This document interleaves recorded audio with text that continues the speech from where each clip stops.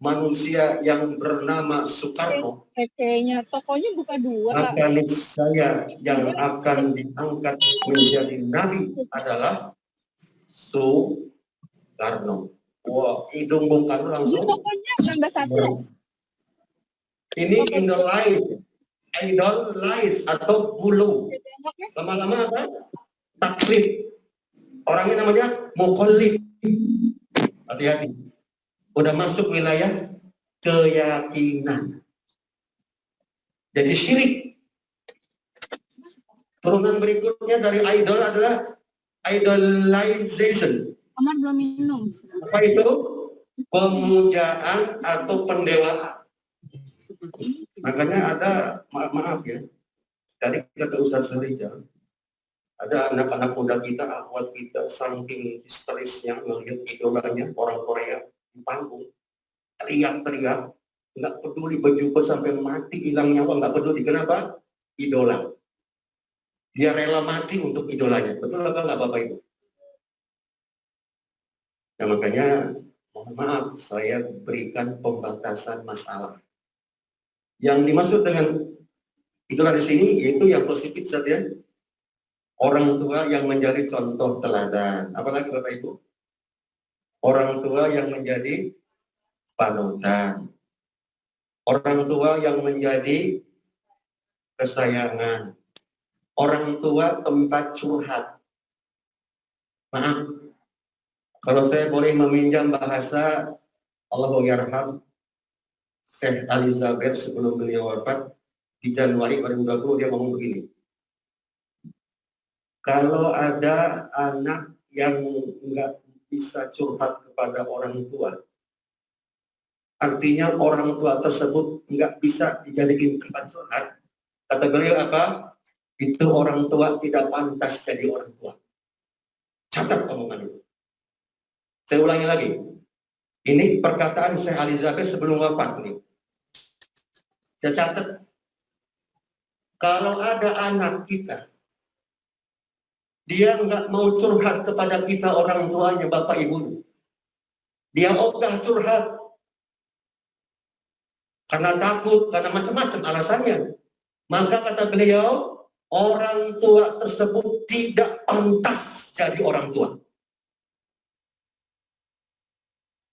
Yang kedua kata beliau, kalau ada anak yang nggak mau curhat, takut kepada orang tuanya. Karena mungkin killer. Apa itu killer Bapak Ibu? Kalau Bapak killer itu pulang kantor, baru bunyiin klakson, tindip, langsung istrinya ngumpet di balik pintu. Anaknya masuk kolong. Kenapa? Wah, herder datang. Wah, Bapak datang, bahaya ini. Pada ngumpet. Kira-kira ada nggak nih keluarga besar Baitur Rahman orang tua seperti ini? Tidak ada, alhamdulillah. Kalau ada istighfar, nggak pantas jadi orang tua. Nggak pantas jadi imam di rumah.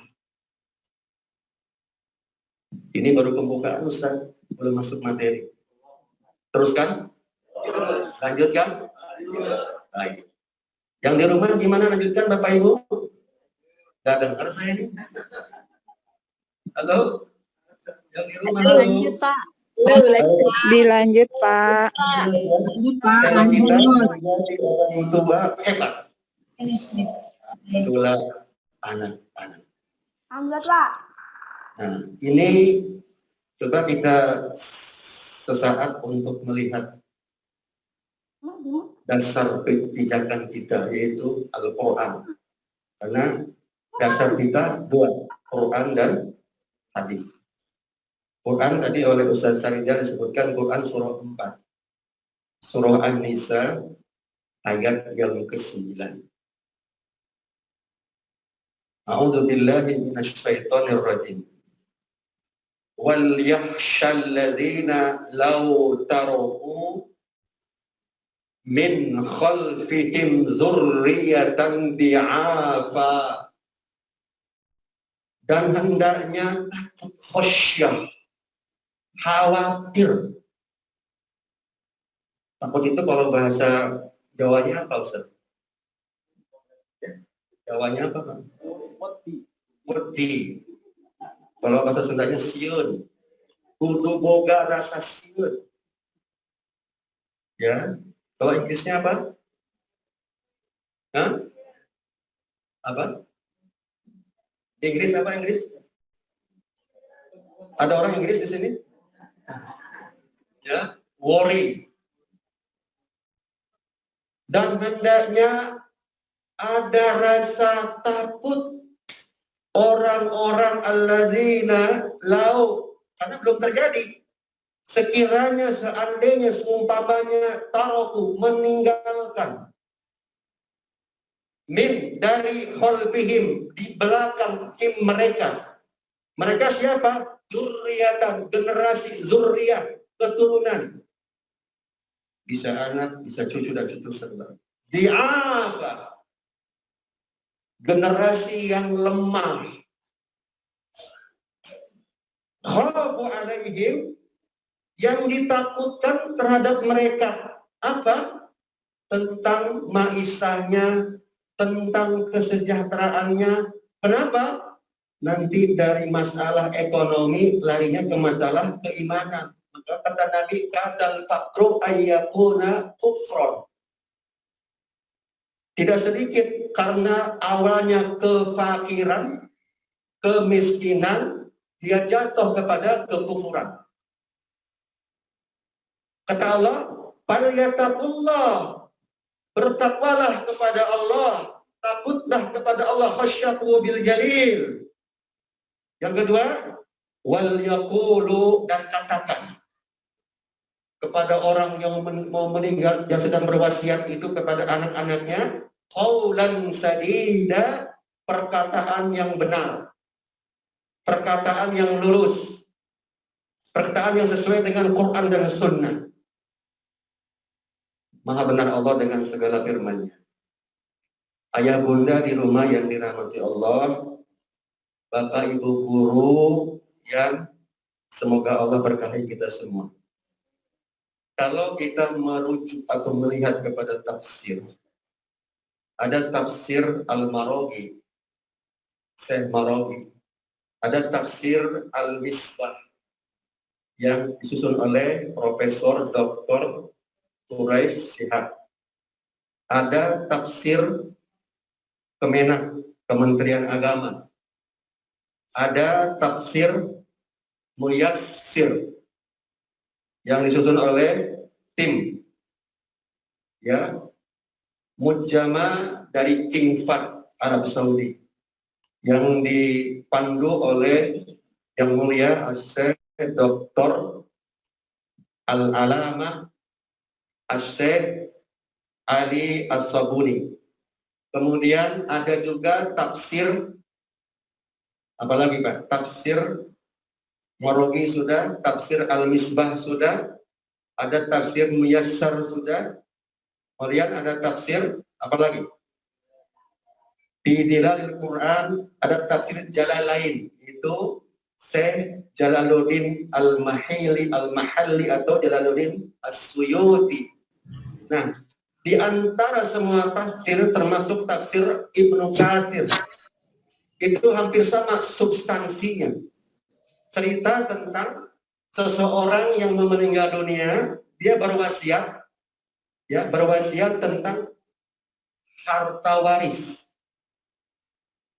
Cuman bedanya kalau Profesor Quraish Shihab, janganlah engkau berbuat zolim.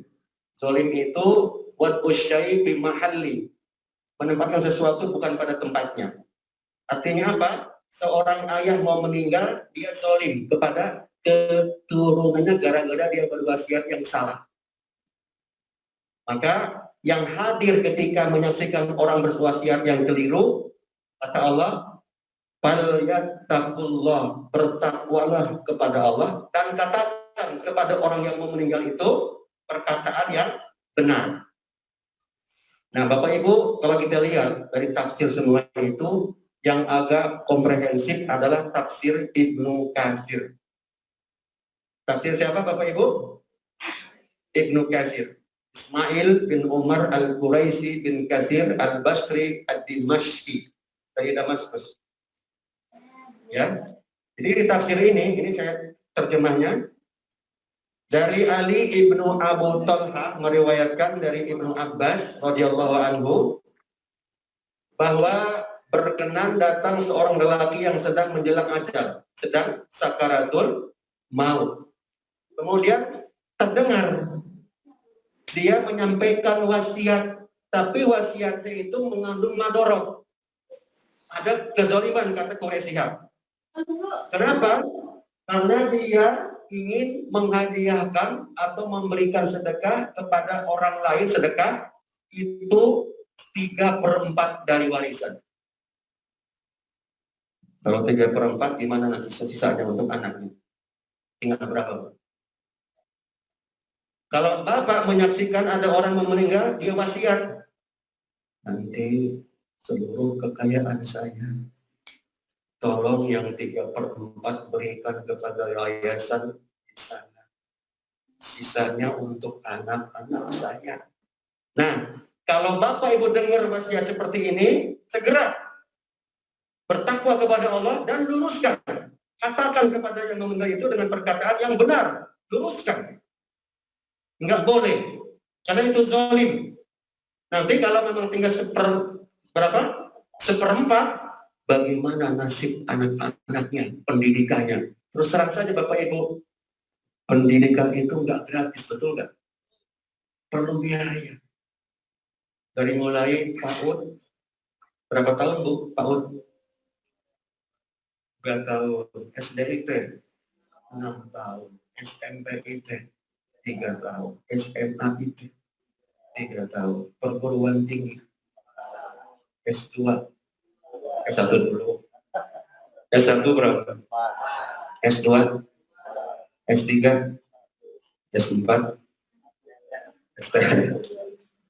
Itu perlu biaya. Kalau dia sudah menghibahkan 3/4, ini zalim orang tua seperti ini. Dia pasti akan meninggalkan zuriyah mereka lemah. Karena lemah ekonomi, nggak ada sekolah, maka tadi Ustaz pagi kultum. Jadi jangan aneh kalau hari ini banyak anak-anak di jalanan pada ngamen, pada bertato. Ya. Pakai anting sebelah, kadang 2. Rambutnya dicat sebelah. Jangan salahkan, itu anak-anak yatim yang nggak keurus. Mungkin saja ada hartanya dititipkan ke pamannya nggak amanah. Nggak disampaikan, nggak diurus. Nah ini penting nih, anak-anak yatim ini. Di sini anak yatim diterima nggak kalau daftar? Bayar apa nggak Ustaz? Alhamdulillah, biar berkah sekolah. Jangan cuma ngejar bisnis oriented, mohon maaf. Berkah sekolah ini karena ada anak yatim sekolah di sini. Karena mereka adalah tidak punya orang tua, kita lah bapak ibunya. Ini maksudnya, ini ayat surah An-Nisa ayat ke-9. Pada suatu hari, Sa'ad bin Abi Waqqas kedatangan Rasulullah ke rumah. Kemudian Sa'ad bin Abi Waqqas nanya sama Rasulullah, ya Rasulullah, saya cuma punya anak perempuan satu-satunya. Boleh nggak saya hibahkan harta saya 3/4 kepada orang lain?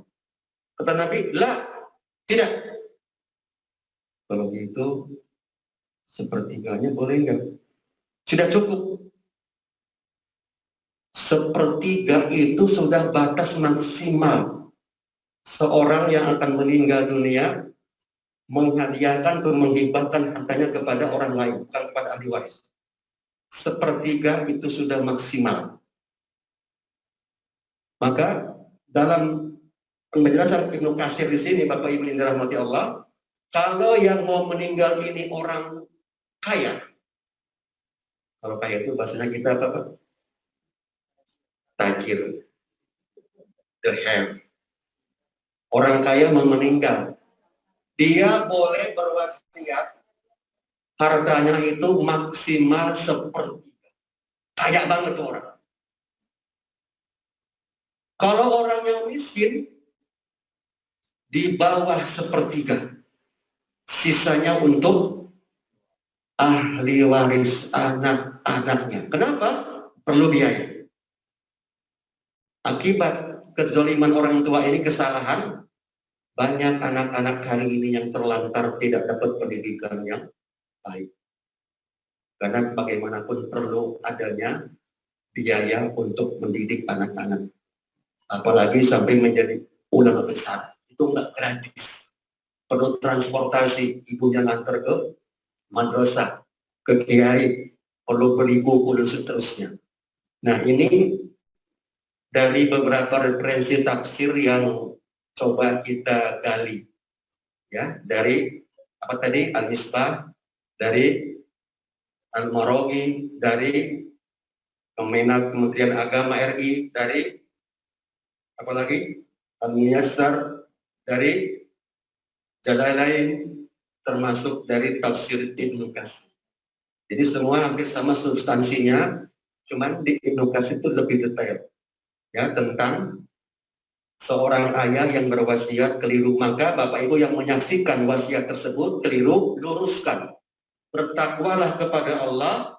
Kemudian faliyaqul, katakan kepada yang mau meninggal itu yang salah wasiat itu dengan apa? Perkataan yang benar. Gimana namanya? Pak, saya lupa. Dalam agama nggak boleh Bapak berwasiat seperti itu. Maksimal sepertiga dari harta Bapak. Karena Bapak akan meninggalkan banyak anak-anak untuk biaya sekolah. Sampai kupingnya dengarkan di samping talqin. Talqin. La ilaha illallah. Terus la ilaha illallah. Nah, itu pengantar kita dari firman Allah, Quran surah An-Nisa ayat yang ke-9.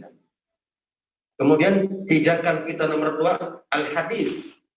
Kata Nabi, ya, sudah banyak ya.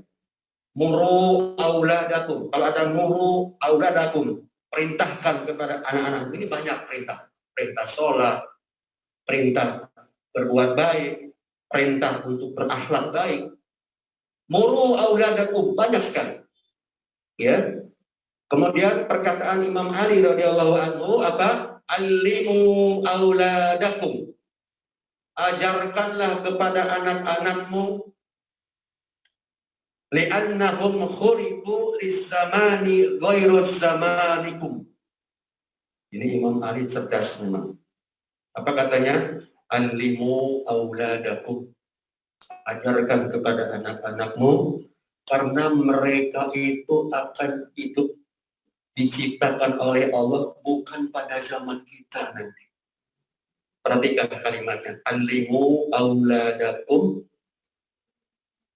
wa innahum khuliqu ghairu zamanikum. Ajarkanlah anak-anakmu dengan pendidikan yang baik, termasuk akidah al-islamiyah as-sahih. Yang kedua, al-ibadah as-sahihah, sunnah. Yang ketiga, al-akhlak al-karimah. Kenapa? Karena anak-anak kita akan hidup Allah ciptakan bukan pada zaman kita lagi. Sekarang aja sudah repot besarnya. Masya Allah. Itu dasar pijakan kita. Terus siapa yang melakukan pendidikan kepada tarbiyah kepada anak-anak, pada zuriat-zuriat? Jelas orang tua. Sebagai pendidik pertama dan utama bagi anak-anak. Jadi pendidik yang pertama orang tua. Yang pertama kali melakukan kegiatan pendidikan orang tua. Buktinya apa? Waktu lagi ngidam, ibu sudah mulai ngasih didikan kepada anak. Oh, zikir, ya, bacain Quran, begitu roh beliau sudah kedengeran tuh, jantungnya berdetak, sering baca Quran, mendengarkan, pakai rekaman sini perlu. Itu sudah terdiam, ya, sampai sudah hampir 9 bulan terus sujud, ruku, baca Quran, berdoa terus. Itu pendidikan. belum keluar dari perut, sudah ditarbiyah.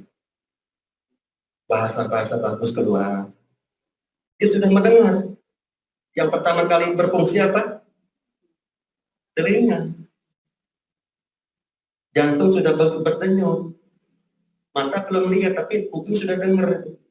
Makanya nggak aneh kalau di Jepang itu ada penelitian seorang ibu sedang hamil pengen anaknya jago nyanyi.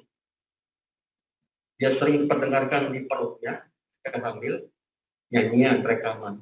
Pas lahir benar jadi penyanyi. Ini tarbiyah. Dari mulai begitu lahir brojol, enak, bapaknya datang.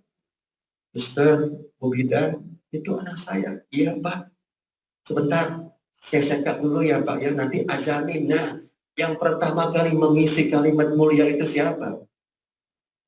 Ayah. Sebelum ayah, bundanya waktu lagi hamil. Sebagai pendidik yang utama, ya, orang tua. Ya, karena anak menjalin hubungan yang sangat kuat dalam waktu yang panjang dalam ikatan hubungan emosional yang kuat dengan orang tua. Yang kedua, ini penelitian Bapak Ibu, bukan ngarang nih, nggak boleh ngarang ya. Sebuah penelitian menyimpulkan bahwa orang tua memberi pengaruh sebesar 70% terhadap pertumbuhan dan perkembangan anaknya. Sisanya berapa? 30% itu dipengaruhi oleh lingkungan termasuk SDIT Baitur Rahman. Masyarakat, RT, masjid, 30%.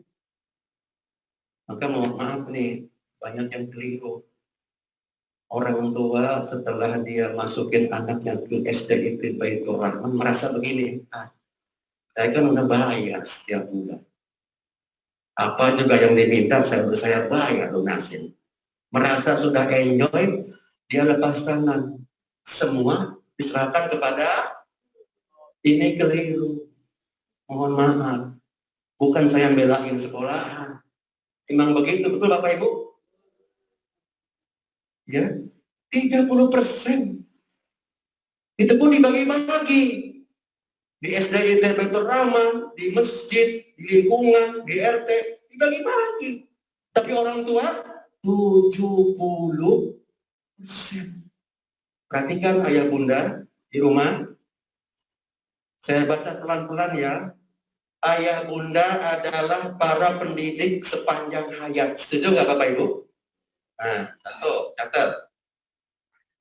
Yang kedua, keluarga adalah tempat lahirnya benih generasi zuriyah yang berkarakter. Setuju? Wah. 3. Dan sekolah termasuk SDIT Baitur Rahman adalah tempat tumbuh kembangnya generasi tersebut. Gitu daftar ke SDIT Baitur Rahman langsung disiram, dipupuk di sini oleh Bapak Ibu guru. Betul apa enggak? Setuju nggak Bapak Ibu di rumah? Tolong jawab lewat chat. Jadi saya baca. Mengingat peran ayah bunda sebagai pendidik terpenting dalam masa tumbuh kembang anak, maka perlu disadari bahwa orang tua adalah mitra sejati bagi pendidik. Mitra. Bukan mitra keluarga. Mitra sejati. Maka sebagai orang tua yang punya di rumah, kita tidak cukup hanya berdiri di luar pagar sekolah. Antara anak sekolah di luar pagar begini nih, ngobrol sama yang lain-lain. Nah, sekolah di SDIT, apalagi. Berapapun biaya sudah saya bayar. Lihat di luar pagar, ngobrol-ngobrol, selesai itu pulang. Anak pulang sekolah nggak pernah tanya, nah, tadi belajar apa? Enggak, kenapa? Saya ke sekolahan. Enggak begitu. Tidak cukup hanya berdiri di luar pagar sekolah. Mengamati proses pendidikan anak-anak kita dari jauh. Tentu apa? Perlu kerja keras dari dua sisi tadi. Bapak Ibu yang dirahmati Allah, saya mau tanya. Lalu yang paling utama yang mesti intent itu siapa? Ayah, bunda, atau sekolah? Ayo, tolong jawab yang di sini Bapak Ibu, mohon maaf. Kita bicara perspektif Al-Quran. Yang mesti intens berdialog dengan anak itu siapa? Ayah. Ada 17 tempat. Ayah. 11 Agustus tahun 45. Yang 14 tempat Kemerdekaan. ada 8 surat Quran itu dialog antara ayah dengan anak. Saya ulangi lagi. 17 tempat di Quranul Karim. Ya. Itu dialog. Isinya dialog, ini tarbiyah. Yang 14 tempat ada di 8 ayat. Ini kita perhatikan ayatnya. Itu dialog antara ayah dengan anak. Di antaranya dialog antara Nabi Yakub dengan anak-anaknya. Ada dialog antara Nabi Ibrahim dengan Ismail anaknya, diulang-ulang. Ada dialog antara Luqmanul Hakim dengan anaknya. Ada dialog antara siapa? Nabi Yusuf dengan ayahnya Nabi Yakub. Ada dialog antara Nabi Ibrahim dengan Ismail. Ada 14 tempat dari 8 ayat Quran. Itu isinya apa? Dialog antara ayat, termasuk ayahnya Ibrahim dengan Ibrahim. Siapa nama ayatnya? Azan. Termasuk dialog antara ibunya Nabi Musa dengan saudaranya Musa yang perempuan. Kan berarti orang tua dengan anak ya? Ada 14 tempat. Sementara cuman ada 2 dialog, 2 ayat saja, ibu dengan anak. Coba kita lihat. Ini dia. Dalam Al-Quran tercatat kisah dialog antara orang tua dengan anak di 17 tempat. Yang tersebar di 8 surah. Jumlah kisah dialog yang dilakukan oleh ayah dengan anaknya justru lebih banyak. Sebanyak 14 kisah. Mengalahkan jumlah kisah dialog yang dilakukan oleh seorang ibu kepada anaknya. Dan hanya ada 1 ayat dialog antara kedua orang tua ayah ibu dengan anaknya. 17, 14 ayah dengan anak, 2 ibu dengan anak, 1 ayah ibu dengan anak. Ini dia. Silakan dipoto atau dicatat. Nabi Ibrahim dengan Nabi Ismail. Nabi Yakub dengan anak-anaknya, dialog. Nabi Ibrahim dalam Quran surat Al-An'am dengan anaknya. Nabi Nuh dengan anaknya. Nabi Yusuf dengan ayahnya. Nabi Yakub dengan anak-anaknya. Yusuf semua tuh. Kan ada 8 surat, ya. Kemudian Nabi Ibrahim dengan ayahnya. Kemudian Syekh Madian dengan anak perempuannya. Syekh Madian di Quran surah Al-Qasas ayat 26. Ya. Kemudian dialog antara ayah dengan anak, Luqmanul Hakim, ya bunayya. Ya, la tusyrik billah. Dan seterusnya. Dan yang ke-12 As-Sofat, Nabi Ibrahim dengan putranya Nabi Ismail alaihi salatu wassalam. Sedangkan dialog antara ibu dengan anak cuma 2 surat. Pertama surat Maryam ayat 23, yaitu Maryam berkata-kata saat dia merasa sakit hendak melahirkan. Dialog dengan siapa? Dengan janinnya di dalam perut. Maryam.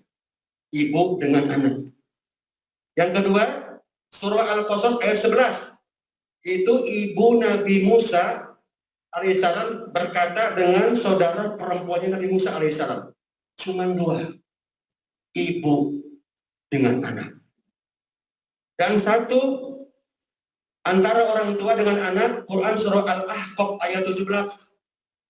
Sisanya yang terbanyak adalah dialog antara ayah dengan anak.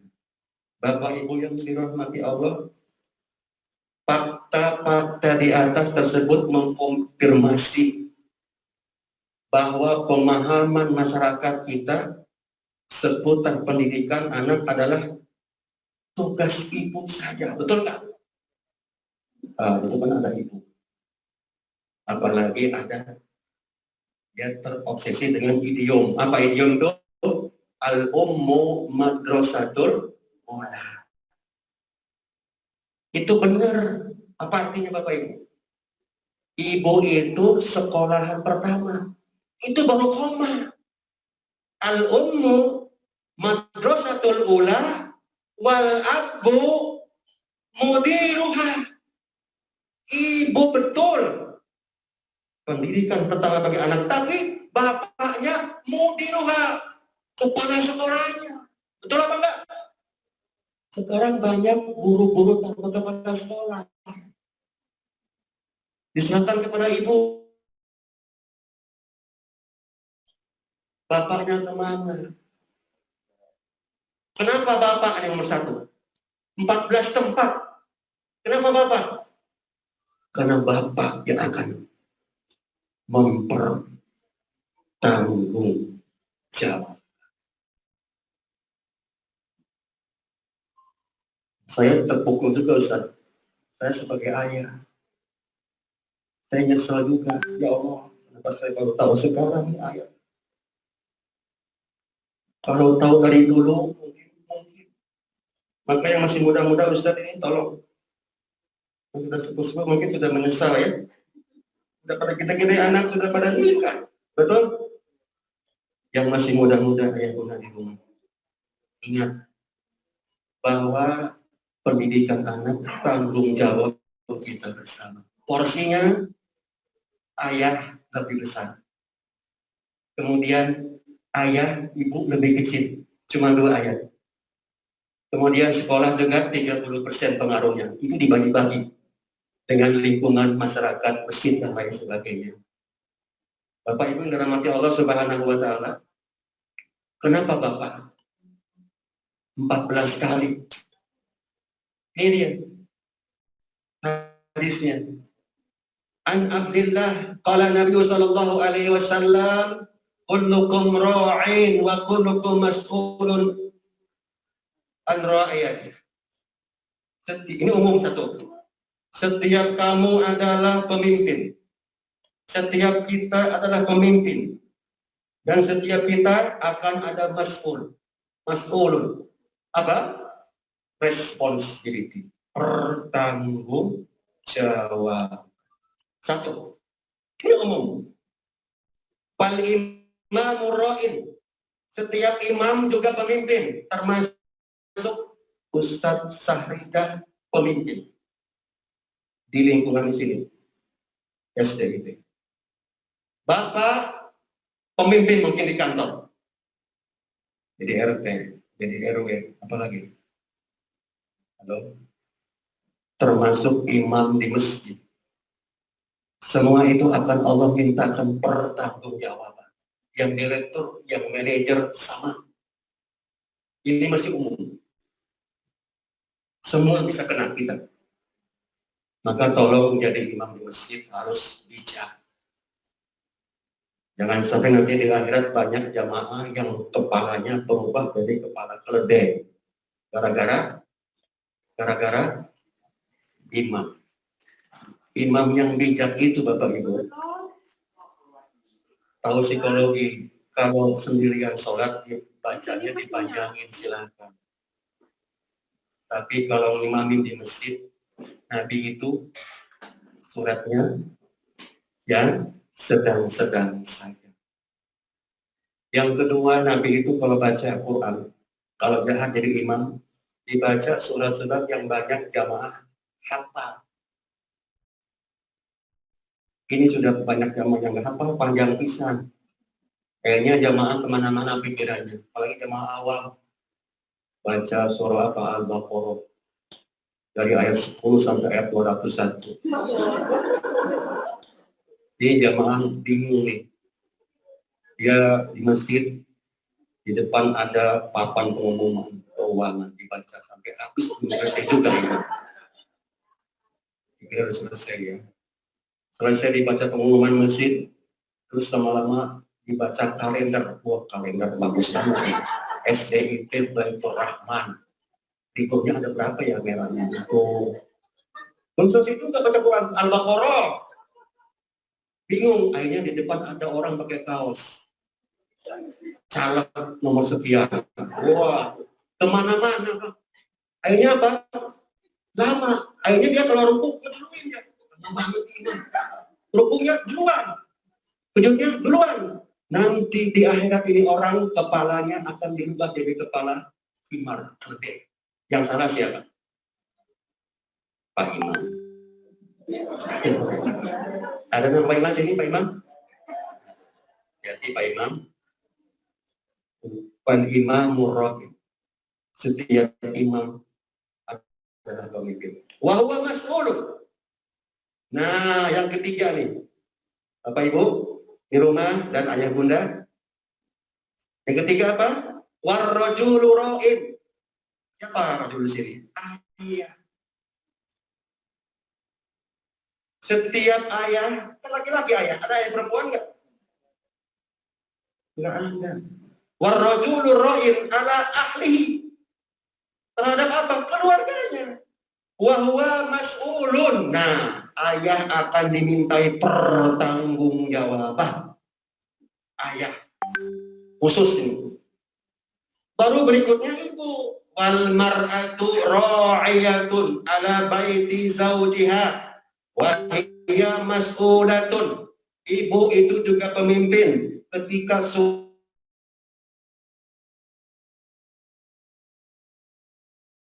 kalau bunda di rumah, bunda juga sama pemimpin. Tapi insidentil ketika suami tidak ada di rumah, jagain apa? Harta suami, kehormatan diri. Setiap istri akan ditanya oleh Allah. Tapi nggak seberat warrojulu suami. Berikutnya siapa? Wal abdur ra'in. Khadimah kita juga pemimpin, pembantu, pemimpin, hamba pemimpin, ala malin sayyidihi wa huwa mas'ulun. Pemimpin, khadimah juga pemimpin, menjagain harta majikannya. Dan setiap pembantu, termasuk di sekolah ini ada nggak ini body service, office boy, security, masuk tuh. Dia pun akan ditanya oleh Allah Subhanahu, benar nggak jaganya tuh satpam?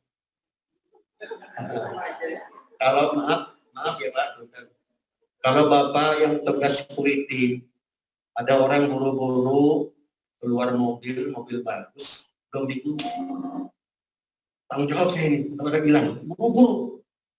Itu terbuka ini mobil bagus lagi, ada laptop, ada HP, ada dompet, langsung buru lari ke kelas.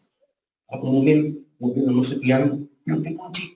Itu bentuk tanggung jawab security. Kalau dibiarkan hilang barangnya, dicuri orang, security itu akan ditanya oleh Allah. Dia tahu soalnya, dia lihat, kecuali dia nggak. Apa tugas security apa? Mengecek kunci motor kali ada yang ketinggalan. Begitu. Di sini begitu nggak security? Kalau bisa kasih hadiah nanti ya. Ya. Artinya apa? Semua kita pemimpin. Tapi khusus warrajulur ayah 14 tempat. Ayah, saya. Terus untuk siapa-siapa, saya ayah. Allah akan tanya saya. Pernah dari Amr bin Su'aib, dari bapaknya, dari kakeknya, Seorang mendatangi Nabi Shallallahu Alaihi Wasallam, lalu dia berkata, wahai Rasulullah, sesungguhnya aku memiliki harta dan anak, namun orang tuaku membutuhkan hartaku. Rasulullah menjawab, maaf nih Pak, Bapak sebagai anak, kita anak, ada orang tua datang, terus ngambil makanan, izin nggak? Izin boleh, tapi itu milik siapa? Milik ayah. Hati-hati, jangan pelit. Kita bisa ngajak di sini karena jasa baik. Ayah banting tulang peras keringat.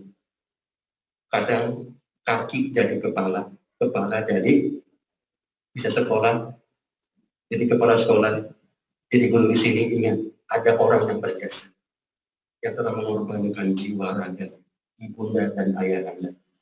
Jadi kalau bapak ibu datang ke rumah, jangan rewel, bilang gini aja, Pak, Bu, ini milik bapak ibu. Bapak ibu mengambil aja, ambil aja. Nggak usah bilang sama saya, ini milik bapak ibu.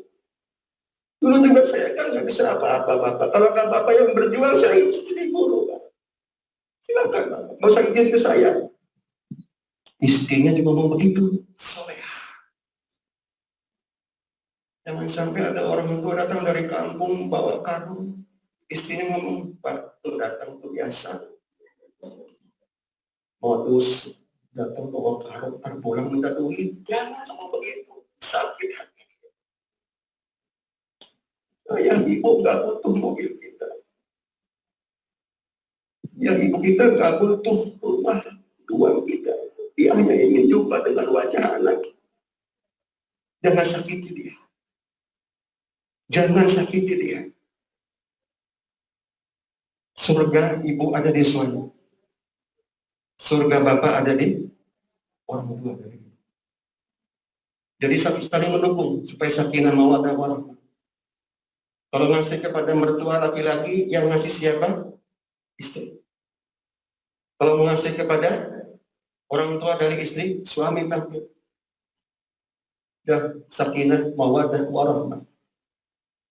Ya. Kemudian Nabi menjawab apa? Wa anta wa maluka liwalidika innal auladakum min atyabi kasbikum fakulu min kasabi auladikum. Engkau dan harta milik orang tuamu. Ketika ada seorang sahabat tanya, orang tua minta ini. Tapi jawab langsung, kamu dari kepala sampai kaki itu dan hartamu, mobilmu itu milik orang tua. Ya, makanya bapak ini tanggung jawab dunia akhirat kepada keluarga. Makanya nisbatnya ke ayah. Saking berat tanggung jawab ayah itu ke ayah semuanya. Bintinya, betul nggak? Sampai kapanpun nggak hilang tuh binti. Demi Allah, nggak hilang. Bapak mau haji umroh ditanya bintinya siapa? Biar sudah cerai, orang tua kita tetap kemana-mana. Mau nikah, ditanya. Bintinya siapa? Bintinya sampai nanti di akhirat dipanggil oleh Allah, ada bintinya, ada binnya, ayah. Maka nggak boleh seorang ibu di komplek masyarakat sudah nikah langsung berubah jadi nama suami itu kami. Nggak. Di sini ada nggak? Umpamanya depannya namanya Siti Aminah, suaminya namanya Abdurrahman. Biasanya dibilang gimana? Bu Rohma, gitu kan? Atau Bu Oma, ya. Ada nggak? Enggak, ini kan nama Baitur Rahman ya, Hasan kali. Ya. Dulu ada Bu Tin Soeharto, boleh nggak? Nggak boleh. Ada Bu Ani Bambang Yudo, jangan boleh nggak? Islam nggak boleh. Ayah nasab sampai kapan tuh? Sampai hari kiamat ayah.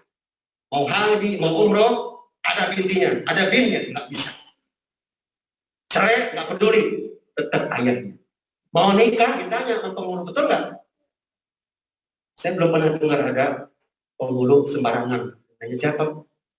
Bapaknya enggak. Tetap ditanya. Siapa binnya? Sudah meninggal, tetap dicatat. Almarhum, katakan. Ini nak, ayah 14 tempat disebut. Tanggung jawab dunia dan akhirat. Maka seorang ayah yang bijak, yuk mulai hari ini kerjasama dengan ibu. Kemudian kerjasama dengan pihak sekolah. Mulai hari ini jangan berkabut tangan. Jangan merasa sudah bayaran SPP. Semua diserahkan penuh kepada klaim. Ayah itu 14 tempat. Ibu cuma 2 dialog. Dan orang tua 1 dialog. Ini artinya apa? Tugas ini, dialog ini harus diperbanyak oleh ayah. Makanya ayah ini harus intens. Terutama bijak di dalam memberikan pendidikan. Terutama akidah. Firman bahasa anak. Gimana supaya anak itu akrab dengan ayahnya. Jadi kalau ayahnya nggak ada sehari ditanyain, "Mah, bapak kemana sih? Lama banget sih." Itu berarti ayah hebat. Kalau ada anak nanyain ayah terus, "Mah, ayah kok nggak pulang-pulang?" Dia sudah kangen sama ayah. Suka ngajarin alifba, ngajarin kulhu, ngajarin baca doa. Ayah kemana, Mah? Kalau ada ayah dirindukan oleh anak seperti itu, berarti bapak ayah yang hebat. Setuju apa enggak? Sebaliknya, ketika ibu lagi ngajar di sekolah, di rumah ada bapak ditanya, "Pak, mama kemana? Lama amat sih." Lama amat. Dede sudah lapar. Jadi kalau ibu tanya pada lapar, bukan kangen karena apa-apa, karena sudah lapar. Biasanya mama yang masakin soalnya. Nauzubillah kalau ada anak nggak pernah tanya, "Ya Allah ya Rabbi." Bapaknya nggak pulang-pulang seperti Bang Toyib. 3 kali puasa, 3 kali lebaran nggak ditanya-tanya. Innalillahi, berarti itu orang tua nggak pantas jadi orang tua. Anak nggak mau curhat sama anak. Akhirnya apa? Akhirnya karena anak ogah curhat dengan bapaknya, ibunya, akhirnya dia curhat kepada orang lain. Akhirnya apa? Aib keluarga kebuka. Betul apa enggak? Kalau yang dicurhati orang baik, alhamdulillah, kiai ustaz. Kalau yang dicurhati oleh anak kita, maaf, anak preman. Udah terbuka aib kita. Aib keluarga terbuka. Makanya nauzubillah. Jangan sampai ada ayah yang tidak hebat. Maksudnya apa? Ayah yang tidak mau dicurhati oleh anak. Begitupun juga istri. Kalau dirindukan oleh suami, insya Allah istri calon penghuni surga. Contoh begini Bapak Ustaz. Bang ibu tinggal duluan. Suaminya nangis. Kira-kira ada nggak istri meninggal suami nangis? Banyak. Seperti Pak Habibie nangis. Ya, sampai di makam. Kayak maaf, kayak anak kecil. Saat cinta kepada Bu Ainun. Insya Allah Bu Ainun itu surga. Kenapa? Dicintai oleh suami. Jadi kalau itu meninggal duluan, suami bilang begini, Papa Ridho lahir batin. Mama meninggal duluan. Dulu waktu ketemu Mama belum bisa ngaji. Mama yang nunjukin guru ngaji. Mama yang memberikan buku. Saya bisa sholat. Insya Allah Papa Ridho lahir batin. Mama meninggal. Demi Allah, surga istri itu. Surga. Apa namanya? Istri dirindukan oleh Islam. Suami ridho kepada istri seperti itu. Surga dapat dia. Sebaliknya kalau ada istri meninggal, apa kata suami? Alhamdulillah ya Allah. Kenapa nggak dari dulu? Saya sudah kesal minggu lama. Nyakitin terus ya Allah. Bilang mau ke sekolahan, tapi kangslek 2 jam, 3 jam, taunya lagi apa? Lagi nongkrong di mall. Dibuka HP-nya, banyak curhat sama laki-laki lain. Sakit hati. Sakit jadi si dia.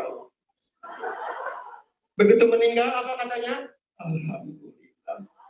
Kalau ada istri seperti itu, meninggal dunia, suaminya ridho dan senang. Hati-hati. Itu istri calon masuk jahanam. Nauzubillah ini.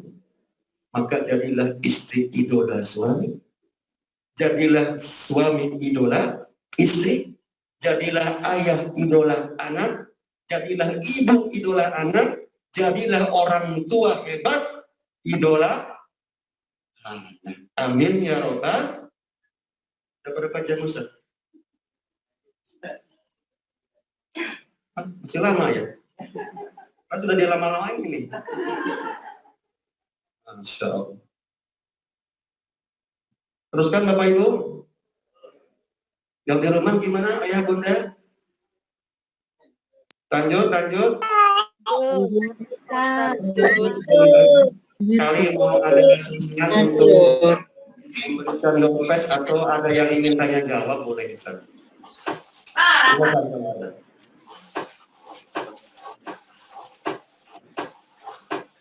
Silakan kalau ada yang di rumah di chat ya. Buka saja. Ini operator mengambil.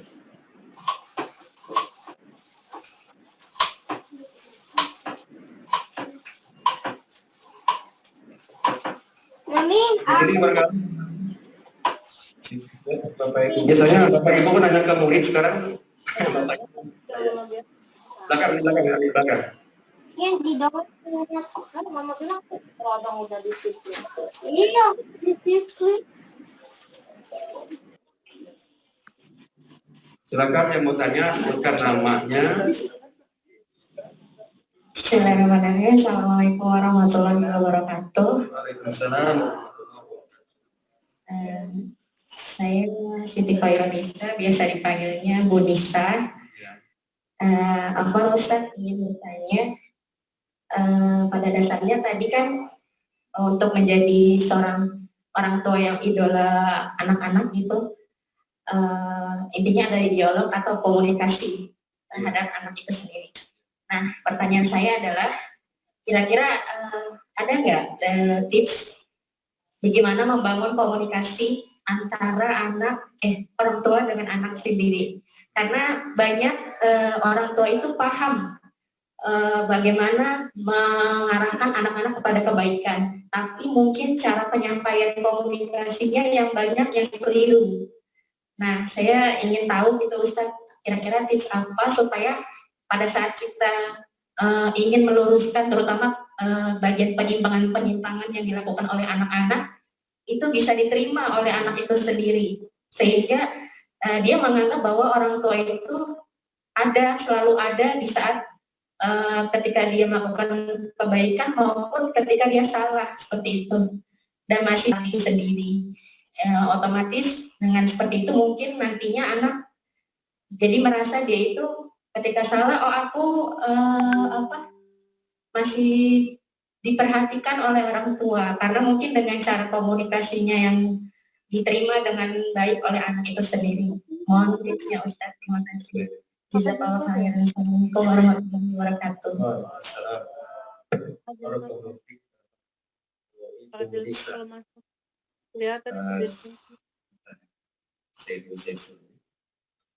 Memang ini banyak yang memahami secara keliru. Kemungkinan juga banyak anak-anak yang tidak mau curhat kepada orang tua. Barangkali ini belum ketemu trik-triknya. Trik itu apa, Pak? Trik apa itu? Cara, metode. Kakak kuliah Metode itu luar biasa. ya. Itu lebih bagus daripada materi yang disampaikan. Tapi di antara yang bagus di antara materi dan penyampai materi subjek dakwah itu, yang paling cakep adalah Siapa? Ruhul Ustad. Mentalitas orang tua. Enggak ada kok Mentalitas guru. gambarnya. Guru itu ditiru. Orang tua itu guru juga bagi anak-anak, betul nggak Pak? Supaya anak ngikut kita, mengguru kepada kita, berarti yang pertama kita harus menjadi contoh teladan. Saya agak-agak sedih manis membaca statement dari ayat Al-Qur'an. Satu saat nanti anak-anakmu akan mengikuti karakter ayahnya. Ketika ayah sudah meninggal, anak-anak itu akan mengikut apa yang dilakukan oleh ayah di rumah. Saya ngeri banget ini. Hati-hati ayah, ibu. Anak-anak kita akan contoh kita. Akan menjadi pengekor pengikut kita. Maka jadilah ayah, ibu dan yang hebat, yang teladan. Satu, teladan, memberi contoh. Yang memberi nasihat banyak, tapi yang melaksanakan nasihat sedikit. Yang menyampaikan ceramah banyak, tapi yang melaksanakan isi ceramah sedikit. Ceramah orang tua hebat banyak di YouTube, silakan buka. Ustadz Bendri bagus. Ustadz siapa lagi? Ustadznya Aisyah Dahlan bagus. Siapa lagi? Yang parenting. Oh banyak lah. Silakan buka. Banyak. Tapi maaf, yang mengamalkan ceramah itu mungkin sedikit. Berarti kita hanya pandai mendengar, membaca, ya. Tetapi mungkin kita belum sepenuhnya menjadi pelaksana. Maka yang pertama, jadi orang tua teladan supaya anak mau dengar omongan kita. Satu, jadilah ayah ibu teladan. Kalau jadi ayah ibu teladan nggak banyak ngomong. Ayah musik aja, nanti anak ikutin. Bilang ini, Ma, ya Bi, sampaikan sama Sujan atau siapa namanya, anak kita yang laki-laki, Abi ke masjid duluan, ditunggu di masjidnya, itu doang ngomong. Itu anak langsung di belakang. Nggak banyak ngomong, bapak ibu enggak. Karena ada orang tua yang banyak ngomong. Lagi main catur sama temennya, orang tua. Lagi main gaple, anaknya, Yang, ada masjid udah azan. Gak bapak nyuruh ke masjid, bapaknya enggak. Sholat, main catur. Yang ini jangan diharapkan. Jangan diharapkan. Itu yang pertama, teladan. Yang kedua, kita triknya nyontoh Nabi. Nyontoh para sahabat, tabi'in atau tabi'in para ulama salafun salih. Contohnya apa? Rasulullah ketika lagi makan, ada anak angkatnya. Makannya berdiri sambil dengan tangan kiri. Namanya anak-anak. Maka Nabi lihat. Nabi nggak bilang begini. Ya, dia cuma juga anak-anak. Enggak boleh ngomong gitu. Biarin mah. Karena juga anak-anak. Enggak bisa. Harus langsung. Kita banyak begitu enggak? Udah, anak-anak biarin. Main api, biarin. Main pisau, banyak anak-anak, biarin. Main apa lagi? Strum.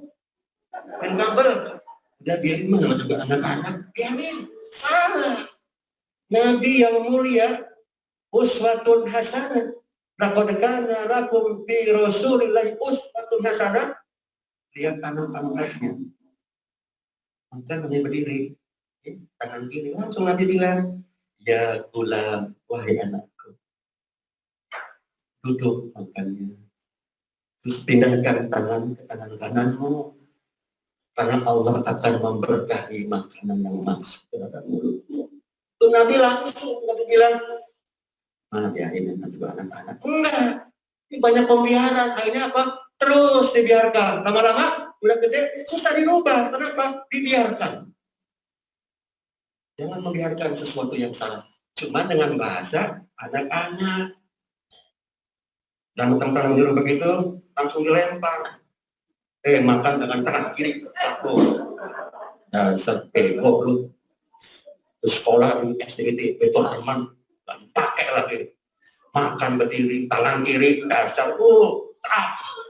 Nggak boleh. Dengan bahasa lembut. Ud'u ila sabili rabbika bil hikmah wal mau'izatil hasanah wajadilhum billati hiya ahsan. Dakwah itu lembut. Jadi langsung jangan dibiarkan. Jangan bilang anak-anak jangan, cuma dengan bahasa. Bapak lebih tahu lah, Bapak Ibu guru lah dalam hal pendidikan bagaimana triknya. Saya kan bukan guru dalam arti yang formal seperti Bapak Ibu ya, Bapak Ibu lebih tahu masalahnya. Pakai itu, triknya gimana. Jangan membiarkan anak yang salah. Tapi lama-lama sudah terbiasa. Karena biasa, udah gede, bisa dirubah. Ya. Jadi itu. Jadi kalau memberikan contoh udah pasti teladan nomor satu. Yang kedua, supaya anak kita dengar omongan kita, jadilah orang tua teladan. Kalau teladan itu menjadi contoh yang tidak baik, anak kita diam-diam akan nyontoh kita. Contoh anak perempuan, ya namanya lagi pakai jilbabnya rapi banget. Anak perempuan tuh melihat, malah akan nyontoh kayak bapak, kayak umi. Dia nggak ngomong apa-apa. Nanti keluar rumah ada tuh anak kecil mau keluar rumah nggak berani kalau nggak pakai jilbab, karena masih kecil. Ya keluar kan enggak malu banyak teman-teman. Nggak apa-apa kan kamu kan masih kecil, enggak malu. Kelihatan masih PAUD. Kenapa? Lihat mamahnya selalu menjaga aurat. Di rumah pun kalau mamah yang soleha itu, khawatir ada orang lain yang secara tiba-tiba masuk, tetap dia memakai. Nggak sembarangan mamah yang soleha. Ya. Kenapa? Kadang-kadang tukang air masuk tanpa salam. Langsung kaget kan kita kan? Kadang-kadang di rumah suami ada daster doang. Daster sudah seminggu nggak dicuci. Warna merah jambu, gambar stroberi. Apa suami? Gitu. Diangkat keteknya bolong. Terus nggak wangi. Sunahnya kan pakai minyak wangi nih bapak-bapak kalau ke Mesir. Betul ya Pak? Di modal cuma 10.000 Pak. Nih Pak, di modal Pak. Kalau cinta dicintai Allah Rasul ini modal 10.000 ke Mesir pakai. Mau ada acara di SDIT pakai 10.000. Ngaku cinta Nabi tapi nggak pernah wangi, bodong itu. Ibu-ibu nggak usah keluar rumah, nggak usah pakai ginian. Di dalam rumah sebotol apa mandi. Ada suami soleha, hanya istri yang soleha bisa dijadikan teman dalam setiap kesusahan, selalu jadi hiburan. Kata siapa? Hanya istri yang beriman selalu jadi. Udah, terusin lagi. Soleha. Suami ada di rumah, wangi. Ya, selalu wangi, selalu tersenyum. Jangan sampai suami di rumah, habis dari luar kota, udah kangen sama istri di rumah tak jelas. Rambutnya di roll. Mending pakai rollnya roll yang plastik. Ini enggak daun singkong sama kertas. Masya Allah. Udah gitu apa? Pakai koyo 2 gede-gede di jidat. Di badan 2 koyo, bau apikson badannya. Pantes kan suami nggak betah di rumah. Betahnya di SDIT itu kan. Karena banyak yang kinclong di sini mah. Jadi jangan salahkan suami. Kenapa? Di rumah istri mungkin tidak pandai berdandan. Jadilah istri idola suami. Setuju apa enggak? Sebaliknya, jangan menang sendiri. Nggak mandi. Terus ada nggak suami yang nggak mandi? Oh ketek. Sholat zuhur nggak mandi. Pakai bajunya tadi kerja bakti dipakai sholat. Makan itu juga pakaiannya. Di kamar itu juga pakaiannya. Itu sama itu sudah wangi, ya belum mandi. Jangan egois Bapak. Mandi. Pakai minyak wangi. Istri itu senang kalau suami habis mandi pakai minyak wangi. Betul ya Bu? Betul, kedengaran kalau kita ngomong. Tapi istri suka sama suami orang bahagia. Itu Bu, tulisan satu jadi teladan. Saya juga belum jadi teladan, cuman ini kan ilmu nih. Mudah-mudahan dengan ilmu ini saya juga akan terbawa dengan ilmu itu. Yang kedua, bahasa anak. Kalau dalam bahasa umumnya, khotibun nas ala qadri uqulihi.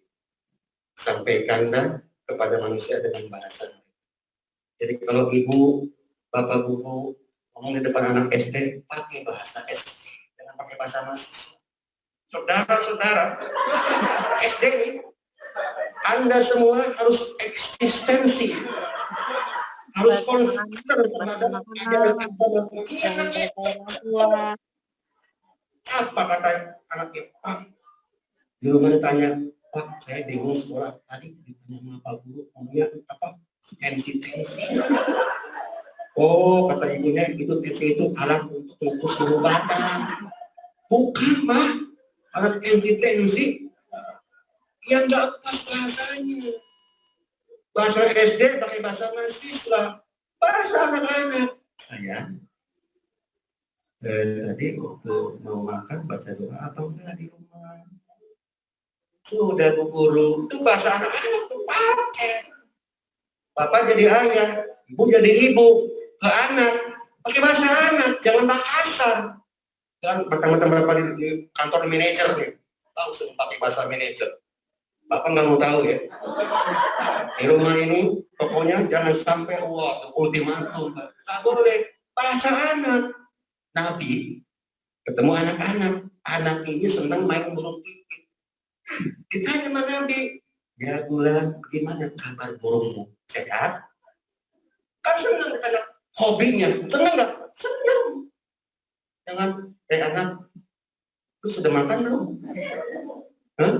Bapak lu kemana? Enggak. Gimana kabar burung pipitmu, sehat apa enggak? Alhamdulillah ya Rasulullah, lucu. Burung saya lucu. Enggak. Bahasa anak, bahasa hobinya anak. Ya. Anak kita hobinya futsal. Tanya pulang sekolah, gimana anak tadi? Main futsal aja, mana apa enggak? Alhamdulillah Pak. Tadi saya nggak boleh buat. Dicerekat sama teman. Semangat saya nggak marah. Alhamdulillah hebat. Gitu. Tanya hobinya dulu. Baru yang lain. Itu bahasa anak kita. Jangan pakai bahasa yang lain. Wallahu a'lam. Masih ada? Ustaz, ini ada pertanyaan dari wali murid Yasin, mengatakan dari kelas 3C dari Hanafi Tuan bertanya, Ustaz, kalau anak lebih mendengarkan gurunya, apa itu artinya termasuk gagal menjadi orang tua? Saya bertanya terkait bagaimana kiat kita sebagai orang tua agar menjadi idola anak-anak apabila kita sebagai orang tua bekerja. Kemudian yang ketiga, bagaimana menghadapi anak yang kritis dalam bertanya, terkadang orang tuanya sudah mentok dan memberikan bagaimana caranya. Alhamdulillah udah ngomong. Ya, dan pertama langsung tiga-tiganya. Apa-apa. Bentar ya. Apa? Udah mau selesai. Baik, bismillahirrahmanirrahim. Barakallahu fikum. Pada siapa tadi sebenarnya? Ibu Hanafi Ridwan kelas 3C. 3C. Orang tua itu. Orang tuanya 3C ya. Baik. Barakallahu fikum. Apakah ini tanda orang tua ini tidak pantas jadi orang tua atau orang tua gagal? Bila anak itu lebih dengar dari gurunya, artinya gurunya lebih didengar oleh anaknya ketimbang orang tua.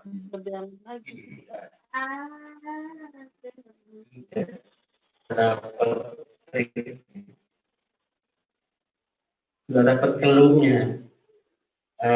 Ini kelemahannya anak. Sentuhannya sudah kena nih. Sehingga ketika disentuh langsung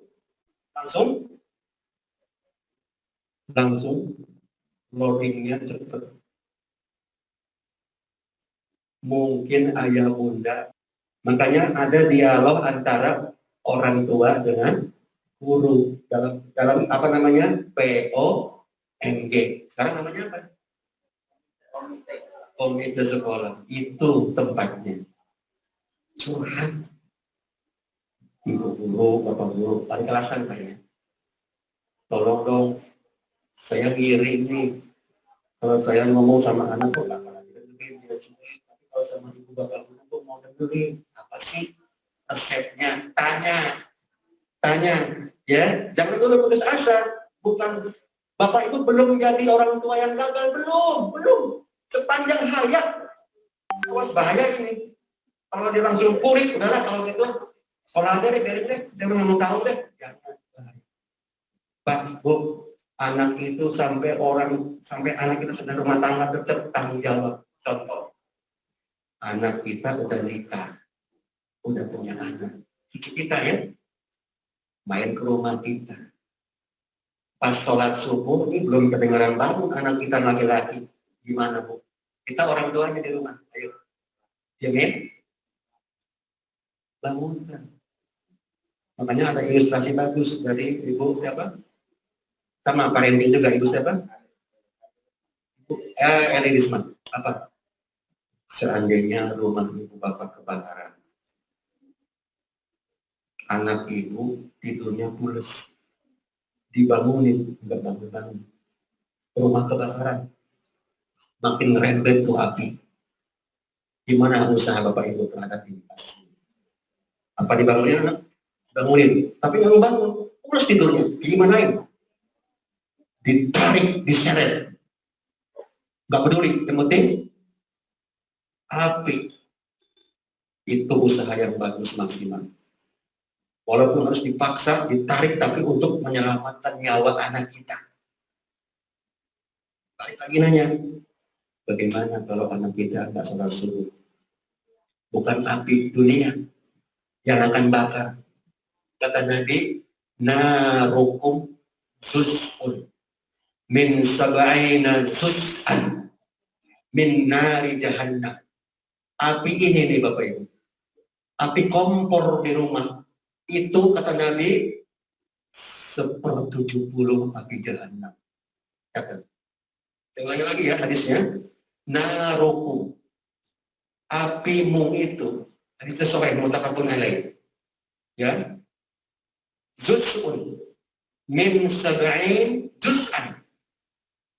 Api termasuk cahaya matahari. Yang jarak matahari ke bumi berapa? 94 juta mil. Besarnya berapa? Matahari 1.300.000.000 kali besarnya bumi. Matahari. Berapa Bu? Saya sebentar mengulang supaya nggak ngantuk. Halo, besarnya bumi matahari itu berapa kali lipat bumi? 1.300.000.000 kali. Jaraknya 94 juta mil. Coba tengah hari jam 12, kalau mendung, nongkrong di lapangan, panas nggak? Itu matahari, api dunia. Nih listrik, kalau mau percaya nanti ke rumah ibu nyalain kompor 5 menit di atas kompor, bakar. Bisa 1 jam, 5 menit, panas. Api jahanam kata Nabi apa? 70 kali lipat dari api dunia. Kenapa banyak orang yang menyelamatkan fisik anak walaupun sudah diseret, anak takut mati, kebakar api, banyak yang membiarkan terbakar oleh jahanam. Jadi Bapak Ibu jangan putus asa. Belum gagal, tidak gagal. Karena belum tahu caranya, metodenya, triknya. Itu yang pertama. Yang kedua apa berikutnya?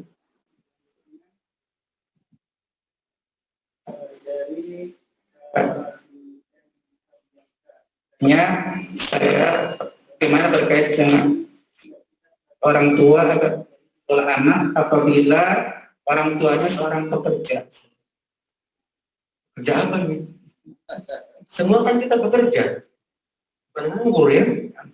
Ada yang kerja di kantor, pabrik, itu orang tua. Jadi guru.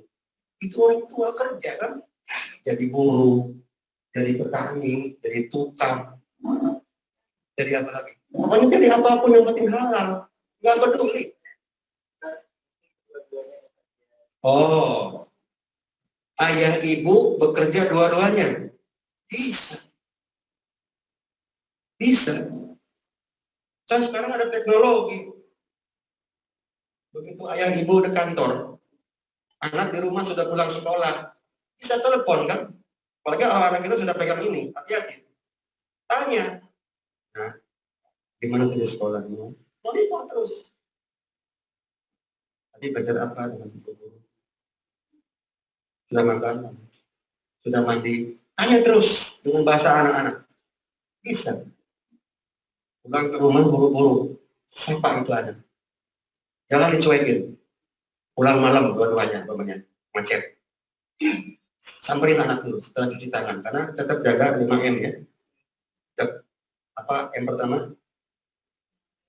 Yang kedua, menjaga jarak. Ketiga, cuci tangan pakai sabun. Yang keempat, kerumunan. Yang kelima, mengurangi mobilitas tangan. Terus samperin ke kamar.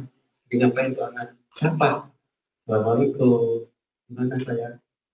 Maaf ya, mama pulangnya agak malam. Sambil disentuh kalau laki-laki bahu. Maafin mama, papa. Sekarang pulang malam. Tetap kamu adalah andalan jagoan mama. Terus belajar namanya. Kalau mama kerja, papa kerja. Semuanya insya Allah baik-baik. Ya, Ma. Doain ya, Ma ya. Bisa komunikasi. Murah kok. Nggak bisa lewat HP. Tanya kabar aja udah seneng Pak. Karena ada juga anak yang cuek. Dia nanya ke saya, nanya apa pelajarannya, gimana kabarnya. Ada yang begitu yang curhat kepada gurunya. Cuek itu orang tua. Sampai maaf, mestinya ayah itu intens dialog dengan anak, tapi ada ayah yang cuek sama anak. Satu saat ini cerita. Ya, tolong dong sekali-kali ya rapot anak, masa mama terus, kata ibunya. Allah, udah saya kan tugas saya udah cari uang, kerja capek di kantor, uangnya untuk siapa? Untuk mama, untuk anak-anak. Udah susah mama itu malah, itu nggak orang tua ayah. Cuek, satu saat terpaksa ke sekolah juga ngambil rapot, sampai di sekolah nyasar. Telepon masuk istrinya, mah, ini gimana sih ini? Ini sudah di kelasnya, tapi kok nggak ada orang, nggak ada yang kenal nih, nggak ada anak kita. Itu kelas 2 apa? Anak kita udah kelas 6. Ada ayah nggak tahu anak kelas berapa? Ada nggak? Masya Allah. Di kelas 2, udah kelas 6 ya anak-anak kita. Malu dia tuh. Ada yang begitu. Cuek. Murah kok murah, nggak tanya anak. Nah, kamu sekarang ada di mana? Lagi ngapain? Ya? Udah sholat belum? Senang tuh anak disapa oleh ayahnya, oleh ibunya. Sudah makan belum? Buru-buru pulang ke rumah. Mohon maaf, ayah pulang terlambat malam ini karena pulang bawa oleh-oleh. Tetap ada perhatian, walaupun kerja dua-duanya. No problem, maafin muskilah. Yang besar, ada alasan. Wallahu a'lam bishawab. Masih ada? Ya, yang ketiga dari Muhammad Wildan, kelas 3C juga, pesan bagaimana menghadapi anak yang kritis dalam bertanya, terkadang orang tuanya sudah mentok dalam memberikan jawabannya.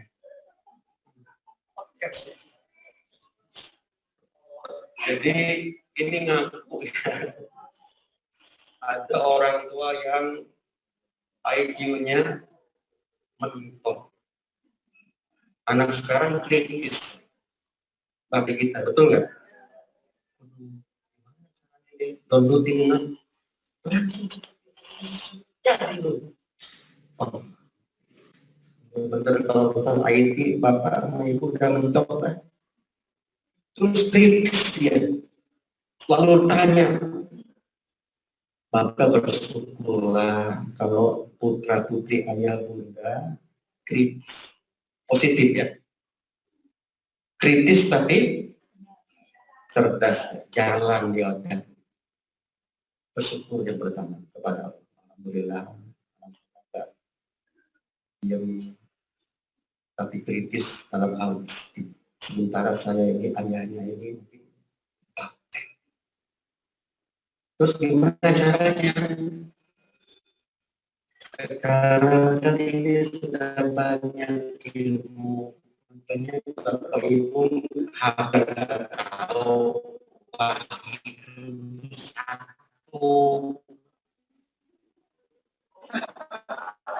Kalau di SD ini Baitur Rahman yang terpikir dari bahasa Arab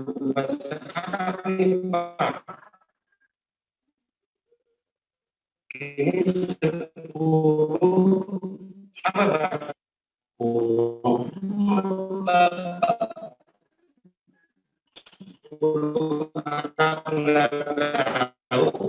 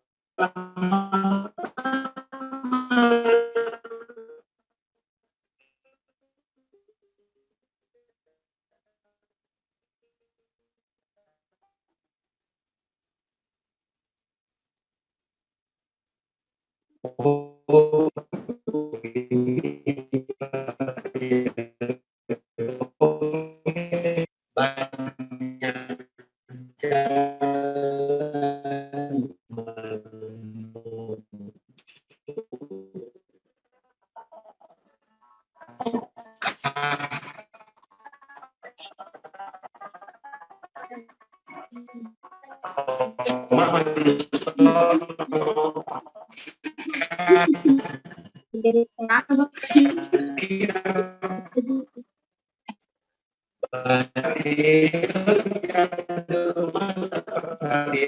Ustaz. Nggak ada suaranya, nggak ada gambar, Ustaz.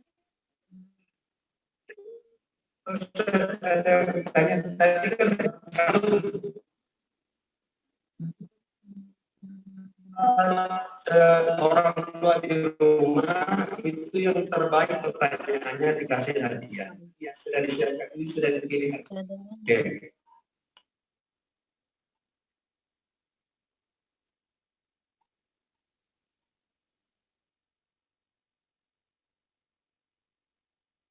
Ini seperti itu, bagaimana caranya? Jadi sudah seru sama apa dunianya sama teman-temannya juga orang tua nggak diraukan. Baik, bismillahirrahmanirrahim. Barakallahu fiik yang bertanya. Pertama istighfar. Karena ada pepatah uyah itu netesnya kehendak si orang sulam. Apa? Garam. Air garam itu akan netesnya ke bawah, artinya dari orang tua ke anak.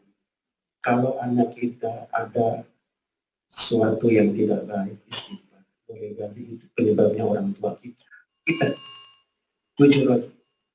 Karena tadi karakter orang tua itu akan menetes ke bawah.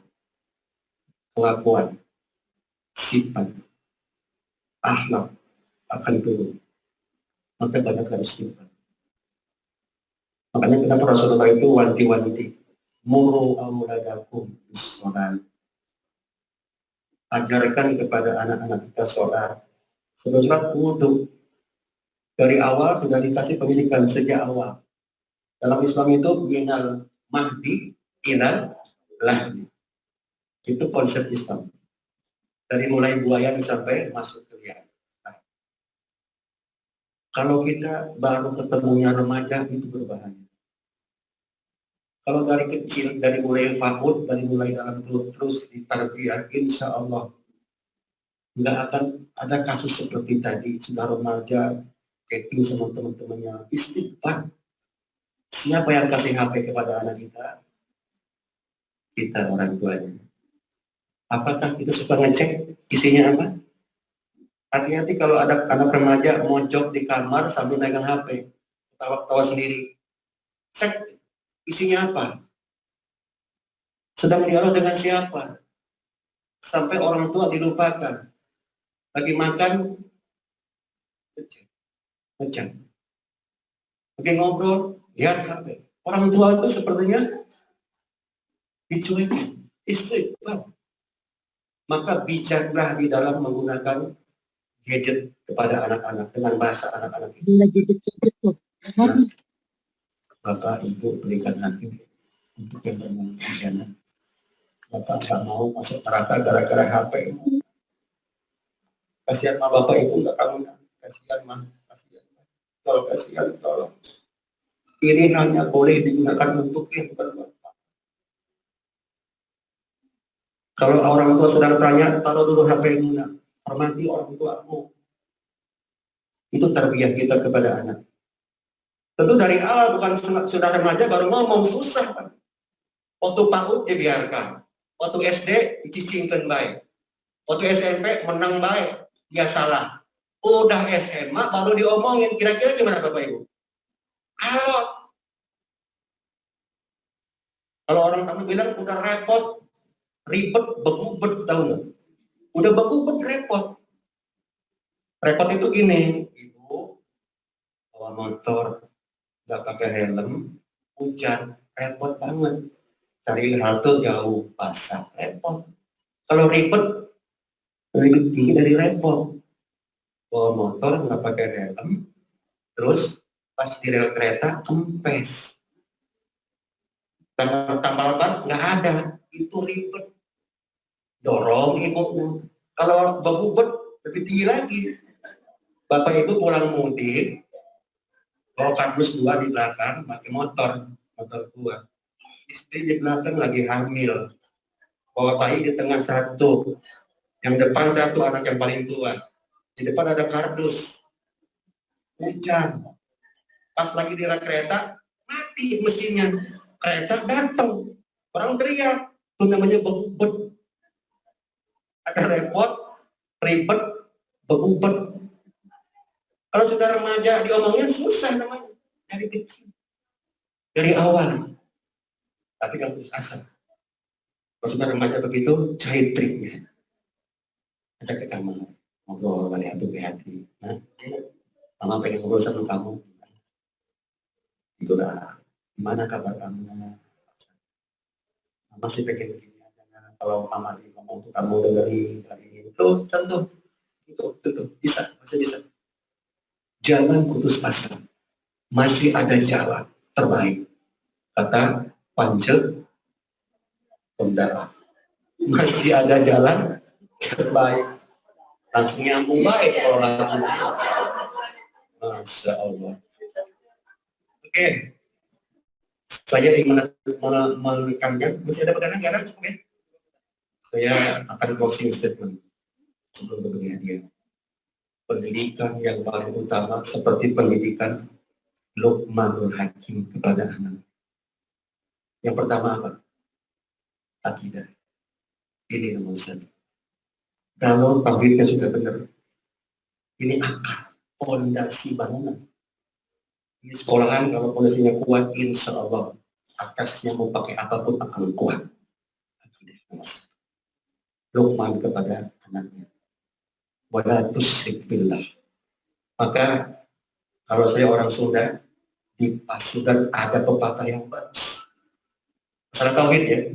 Munjung ulah kabul, mujad ulah tasadar.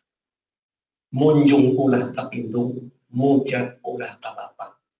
Munjung kudu Allah al-Maha Agung, mujad kudu Allah Subhanahu. Sekarang berubah.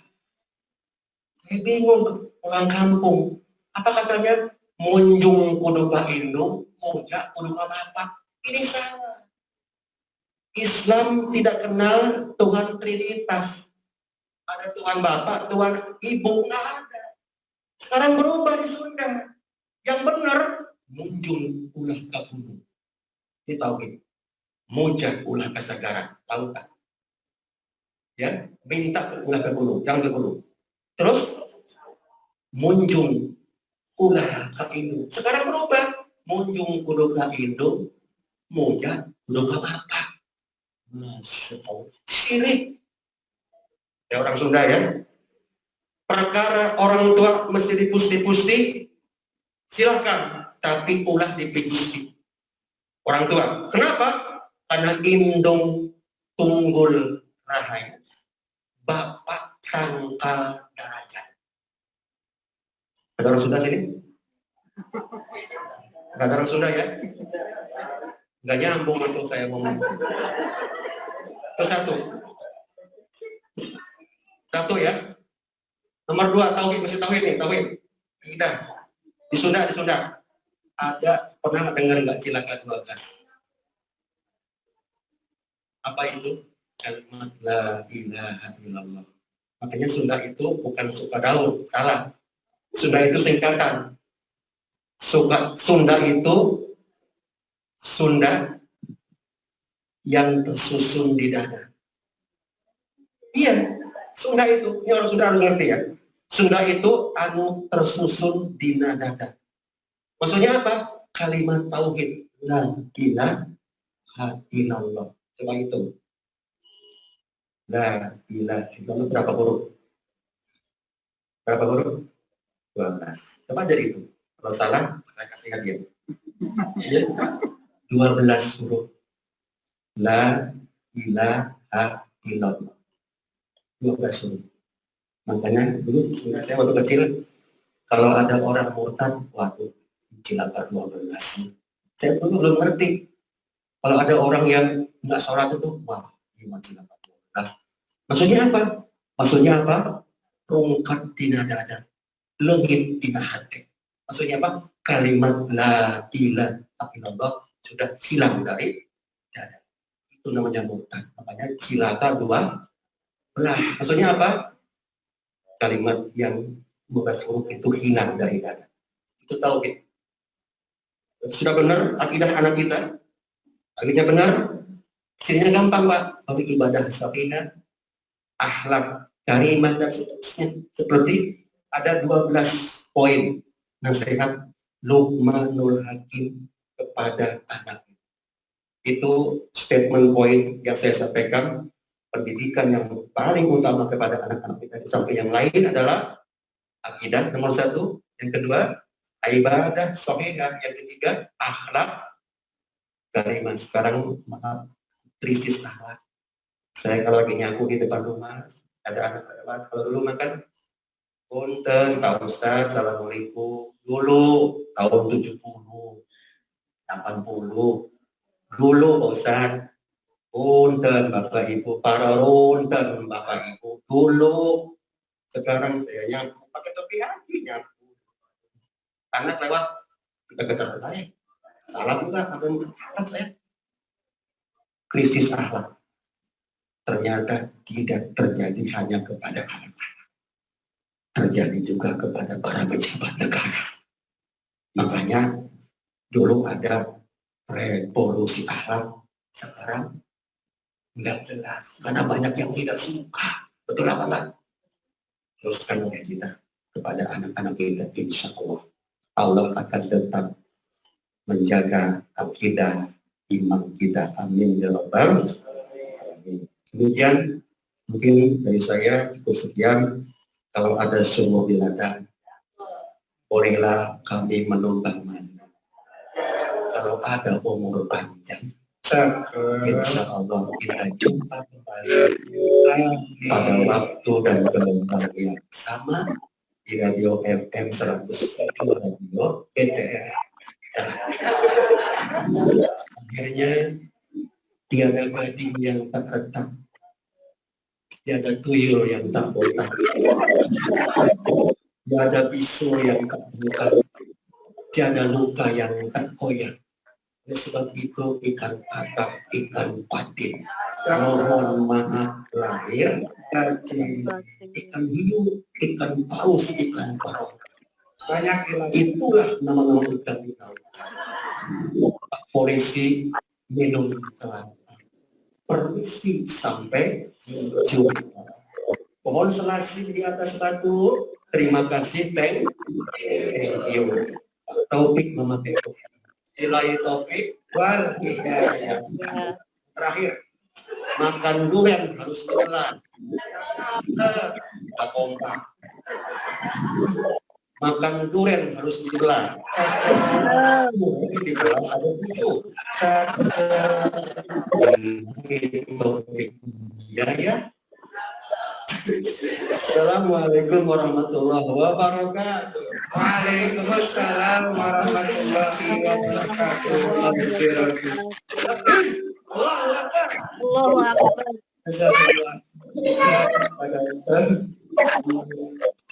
Izin yang telah memberikan ilmunya kepada kita, yang telah mentransfer ilmunya kepada kita. Akhirnya kita hanya bisa mengucapkan terima kasih banyak kepada Ustaz, serta ucapan terima kasih kepada ayah bunda yang ada di rumah yang mengikuti live Zoom maupun IG. Semoga apa yang kita dengarkan ini bisa bermanfaat untuk kita semuanya. Amin ya rabbal alamin. Amin ya. Ayah bunda semuanya, sebelum saya menutup, nanti insya Allah akan menyebutkan para peternak Golfes ya, tapi sekarang kita tutup terlebih dahulu karena waktunya sudah lewat juga. Baik, itu kita ucapkan alhamdulillahirabbil alamin. Alhamdulillah. Subhanakallahumma wa bihamdik asyhadu an la ilaha illa anta astaghfiruka wa atubu ilaik. Assalamualaikum warahmatullahi wabarakatuh. Waalaikumsalam warahmatullahi wabarakatuh. Baik, teman-teman. Baik, Allah Akbar.